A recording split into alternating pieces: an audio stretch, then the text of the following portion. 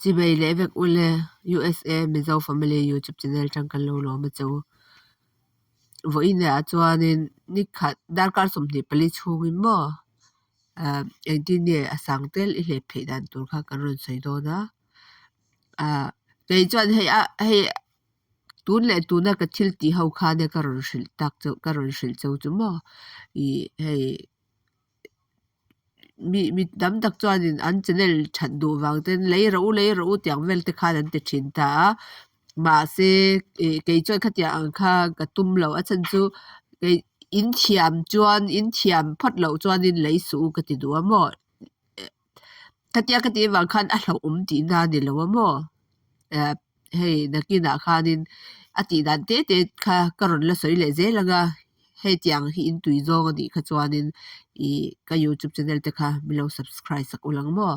ron ti le zel ka tum do na he kan ta na tangkai thei thil ang khang kha ron ti zel ka tum wang khanin hey he tu vo India hianin hey tlemin ron sei ka du chu mitam takhi chuanin du am le tuk wang hianin poisa hi a hlo duai the ni chumo chuti rualin hlau thong wa le tuk po kha din sum kha hlep tur angjat khana hlep thei lo ta khatia angvel kha de ta a then chu hai an lom le tuka ege abik takin sen hawa sen toilam panga hi chuanin hlep tama ol boka hlau tama ol bok ta mo ani deuh vek ta ma se hei hetia ang ho hi chu tuna karon ti ho hi chu company tha vek ani hei unqualified vek te khindan apa akalo soi to ang khan ki kambar ma anga te phei chuanin hei hemi tuna kan ti na hianin ron an stock market kha an company share kha ron zuar thei khan la lo ani chumo tun thleng chuan India po khan kha tata khan ni tata po kha tuna hianin unqualified lo ani chumo chuti khopa thil tha ho an da na ni US po company tam tak oma heta ron tling phalo hian tam lutuk mi hlotling kan ti tak heta mi malina mi hlotling kan ti ho tam tak po hi heta hian an ron tel phalo ani chumo chu wang chuanin hetilai om ho hi chu a tha vek ta chuanin ma se ani po hian tharung dana voi khat ang chi te kum khata voi khat yang anma ni sum lu le sum chuak a zerte enge until hemi hian a thadon nge don lo tiang chi te khatiang ate na chi sang tanga qualify ho chau an ron da na kha ni wang khan mo enge khatiang ani to shim kha chuanin company tha chon ni vek ta khata chia khanin enge om ti chuanin kha tuna sen te ho khamo khatiang ho kha a then phei chu mo ke hi chu ka lau thong ma tuka a chan chu ma la kha ka poisa tam tak ka hlo to ka ti khamo khatiang kha ni ta asing enge mo zat kha ka lo hlo to ka thiam ma ka ti pop wang kha nia chu wang nia hei khatiang anga keima dai sol anga in dai sol hi ka hlau lu tu ka chu wang du sakna nenin kan mi te hei om puna tanga sumin lak lu theina turi karon ti tang na chan chu hetia ang te hi mo kan sha chuanin I ho savat don ti na ni mai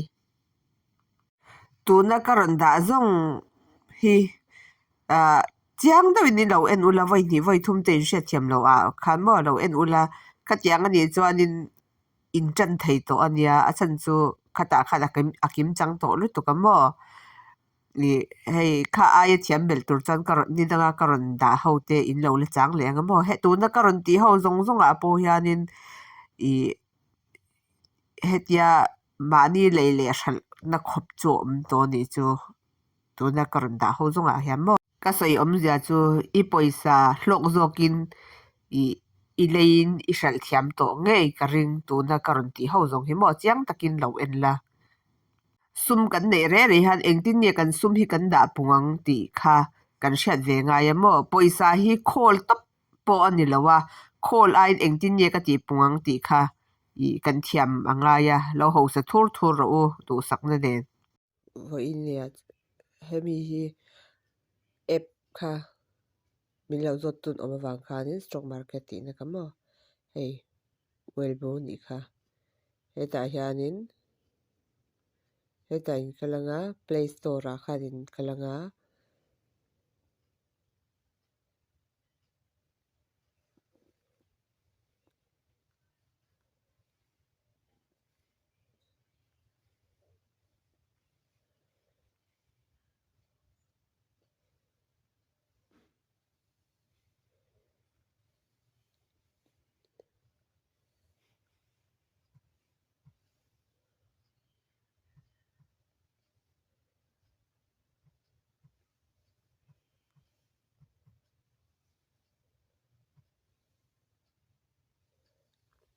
heta hianin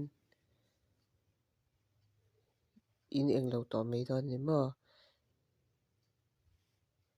heta hianin open kha in tianga ke chu open to wangin ka ti to lon lo ta mo install thar lo tan khan nya ka ti kha ni mai chuan hei voinia thil ka englo le deuh chu I heta hian mo ui ha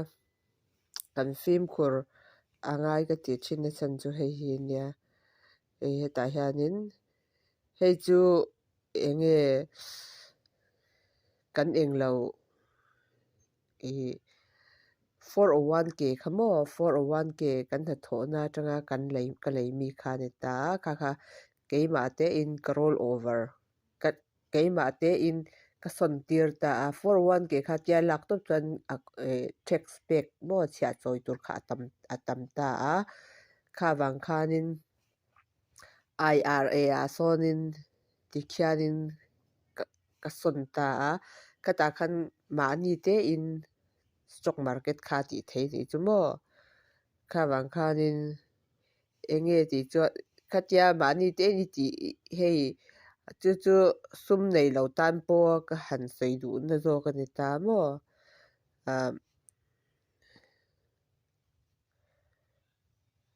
chu hei hetilai a hianin kan sha them thei na turan ka han shri mai meng chau hei 409 chawani ta ti hian ka tianga so tuna sonin engzat nge ani ti chan hei engzat nge I hlep ti khamo I hlep mo paisa I hlo mo ani chuan heta hian view PNL a khan ti hian I tiang engzat nge I hlep ti khamo zakwa somruk paruk ani chu hei ka sei du om zia zak tak chu I tlem ti hawa khamo hei hi sen som po tling lo ni chu mo 0.1 kha sen khat sen som ang kha ni ta sen som po chu la tling phalo ni chu 0.025 ania hei 0.33 a khanin ka hral then ani chu mo tam tak kha achan chu ka hlau thonga I shem kha wang khanin I atlem ro sia reverse stock split kha ka hlau wang khanin ka hral ta tekhinan he tilai anga he chuan ti se chuan heta po hianin voina po sang chuang ka hlep thei don ta mo ma se I hei ka hlau lutu ka ni chu mo a chan chu hei enge a hma khanin enge ala englo palang ka tia ka hral phal lo ta mo ka hral phal lo wang khanin englo kati khanin ka hral phal lo wang khanin ka kha na khanin ka poisa kha alo englo ni chu mo ka hlep tur khan alo om le lo ta chu engzat nge ti chuanin hei somni le pariat le 0.28 sikani sumo 0.28 sikani ta chu tekhinal 48 vela khanin zuar chau ni la chuanin sang ni sang thum kha kan hlep don ti na ni ta ma se tlemin ka hlep abang tur om ang kha chu ka zuar phal to lo ta mo heta hen ka da thata te khin nan hei a hlep hlang anga ni wang kha chuan I kala zuwa ngam dewani chu mo a hlep hlang ang kha ni lo ta se chuanin I tam tak kha ka zuwa ngam lo ni chu mo khatia ang kha ni mai chuan hei heta hian kalo hmu leng chunga kha chu sen som pot ling lo ani ta mo hei ka bek don khanin hei heti hian ten ka kal ani chu mo tilai hian ti khan ka kal ta a chuan hei hemi tuna IRA hi chu tuna hel la taila chha ka choi tam don le to ni chu wang chuanin kumsom nga le pasari le achan ve a chau kan la thei ta mo heng hi chu khami ma kan la ni chuan chha kha choi tam le to ka ni chu wang chuanin kha tilai kumsom nga le pasari le achan ve ani ta tu na hri hi chuan mo chu ai na le tam le don nge kum danga chu ai a hniam don ti kha chu kan va hre phak to lo ta mo hei heta po hianin kalo di ka ti mal tu ka mo hei ho hi chu wang chuanin hei a hlep tur ang zat khanin ka hlep lowa ma se hei ni khat ta hlo atan chuan a thave tho ni chu hei hei chu ani lo na chin mi tho kha nia mo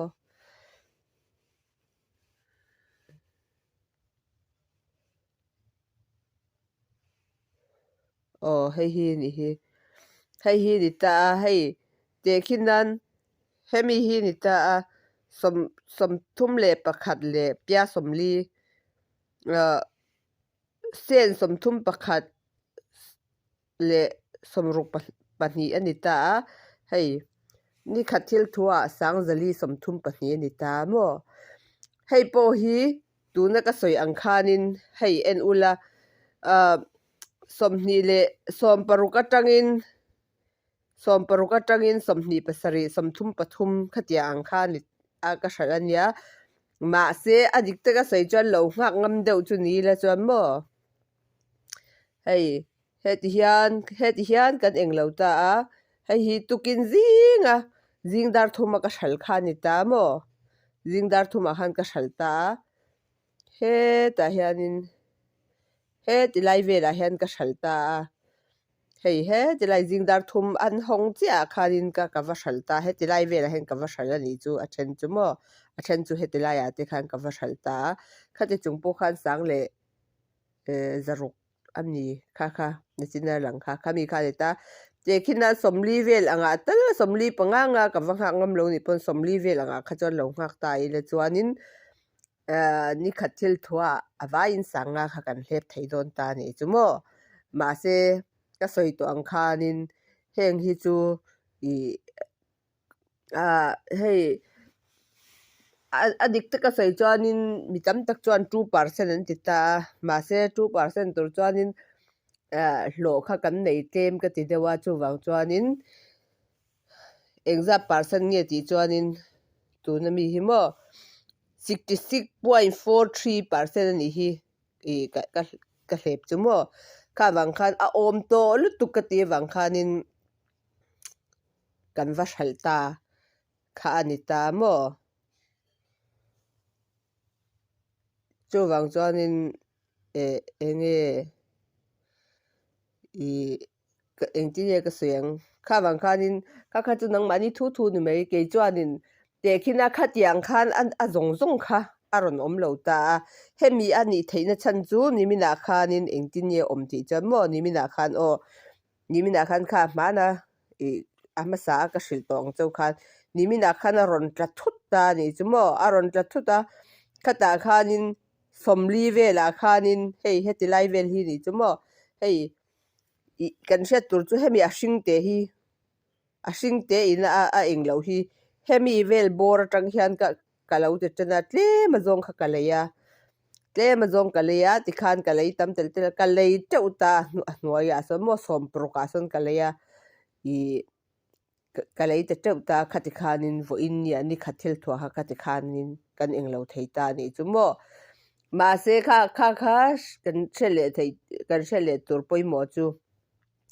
ni tin kha tiang kha kan hlep reng thei bik lo achang chon nga ave reng te po ngai ta mo kha chu iwan nei na kal hei iwan nei le van duai ani to mai kha chu ma achang chon nga ve de reng te po ngai ya achang chon ma se atlang pui thu in hei chan chin chia ni shan lo chon mo hei chan chin chia eng ma shan lo hi mo hetiang chan chin chia eng vak a shan lo kha chuanin kha lei huai tur ti na ni ta ma se chan chin chia ani kha chuanin hei lei huai lu tuk po kha angam lo ta mo ka wang khanin chan chin chia ni chan chin chia eng ma ka mu lo wang khan sing khat kha ka lei ta khami khanin ti khan ni khat thil thua khan ti khan kan lo hlep thei ta chawani chu mo khatianga kha chuanin ka zwa do na mi o ka tia ma se ui ha ni hei pal thil thu kha ka hlau lu tu ka mo khami wang khanin hei abin ai tam ani to thawa ka tia kha wang khan ka hral top ta mo kan channel te min lo en sak le china wangin kan lo ma ala subscribe lo te po khan min lo subscribe tur chuin kan ron in so me lalpan mal som zel cheu ro se